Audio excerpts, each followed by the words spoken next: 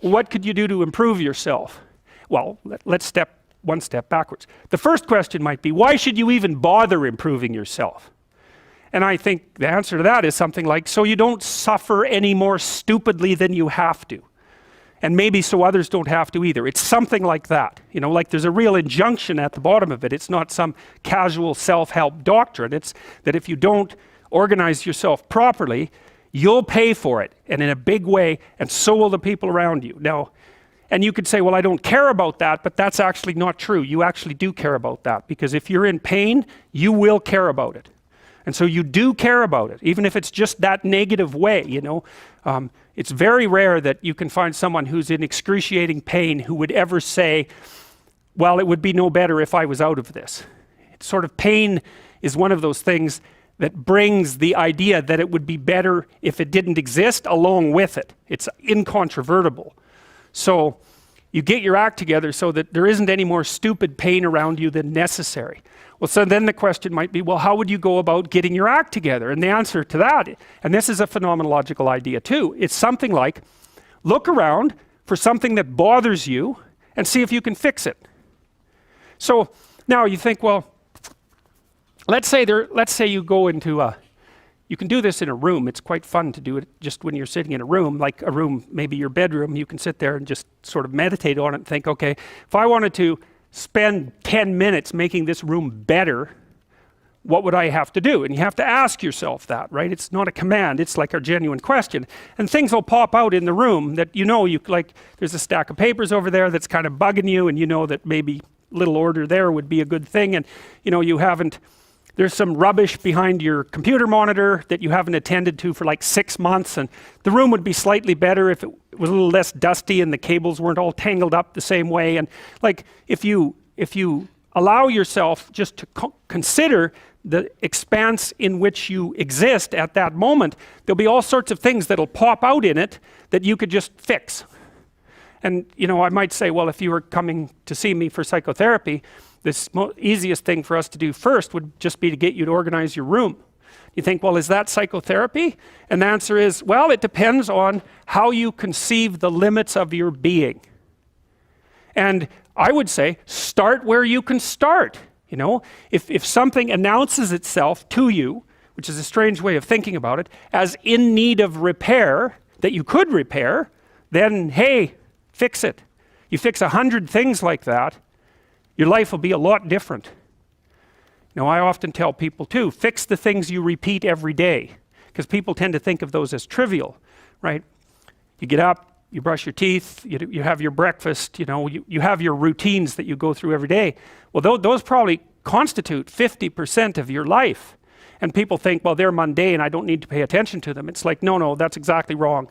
The things you do every day, those are the most important things you do. Hands down. All you have to do is do the arithmetic. You figure it out right away. So 100 adjustments to your broader domain of being, and there's a lot less rubbish around, and a lot fewer traps for you to step into. And so that's in keeping with Jung's idea about erasing once you've got your mind and your emotions together, and once you're acting that out, then you can extend what you're willing to consider yourself and start fixing up the things that are part of your broader extent. Now, sometimes you don't know how to do that. So you might say, imagine you're walking down Bloor Street and there's this guy who's like alcoholic and schizophrenic and has been on the streets for 10 years. He sort of stumbles towards you and, you know, incoherently mutters something. That's a problem. And it would be good if you could fix it, but you haven't got a clue about how to fix that. You just walk around that and go find something that you could fix, because if you muck about in that, not only is it unlikely that you'll help that person, it's very likely that you'll get hurt yourself. So, you know, just because while you're experiencing things announce themselves as in need of repair doesn't mean that it's you right then and there that should repair them. You have to have some humility. You know, you don't walk up to a helicopter that isn't working and just start tinkering away with it. You have to stay within your domain of competence. But most of the time, if people look at their lives, you know, it's a very interesting thing to do. I like the idea of the room, because you can do that at the drop of a hat. You know, you go back to where you live and sit down and think, okay, I'm going to make this place better for half an hour. What should I do? And you have to ask. And things will just pop up like mad. And it's partly because your mind is a very strange thing. As soon as you give it a name, a genuine aim, it'll reconfigure the world in keeping with that aim. That's actually how you see to begin with. And so if you set it a task, especially, you have to be genuine about it, which is why you have to bring your thoughts and emotions together, and then you have to get them in your body so you're acting consistently. You have to be genuine about the aim, but once you aim, the world will reconfigure itself around that aim, which is very strange. And it's technically true.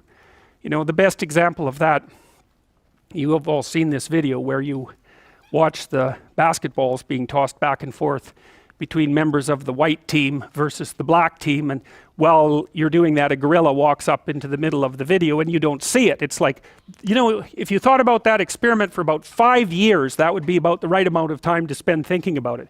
Because what it shows you is that you see what you aim at. And that, man, if you can get one thing through your head as a consequence of even being in university, that would be a good one. You see what you aim at. And so because one inference you might draw from that is, be careful what you aim at, right? What you aim at determines the way the world manifests itself to you.